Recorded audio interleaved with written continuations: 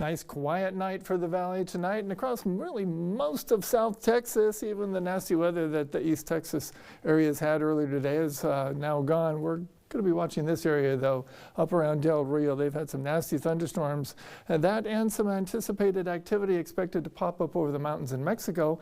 All of that is what's probably going to be heading our direction as we head through our day tomorrow.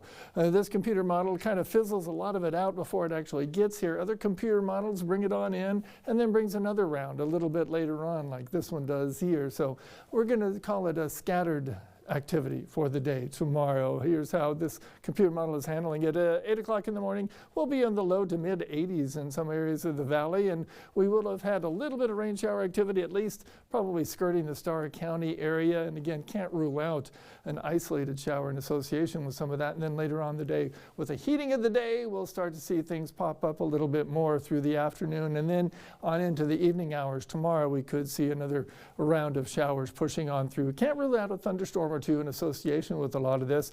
We're in the general thunderstorm category for most of the valley for the rest of tonight. And then tomorrow, the marginal risk for severe thunderstorm activity, we're talking about isolated possibilities of an isolated thunderstorm turning severe. And if it does, we're talking generally about some high winds gusting to 60 miles per hour plus, and then maybe some large hail. And when we talk flooding, we're talking about how, how our thunderstorms love to just kind of suddenly dump a lot of water in a very short amount of time, leading to a little nuisance street flooding possibilities in some of the heavier pockets. But generally over the next several days, not looking for any big rainfall amounts except for out west in Starr County. But again, this is over the next 3 days because, we're going to hold on to the real possibility of some scattered showers just about every day for several days to come. Now for our highs today, mid to upper 90s across much of the valley with the mixture of sun and clouds for our day today. Heat index, it's still going to be a little on the rough side, but not quite as bad as we've seen. Heat indexes had been around 111, 112.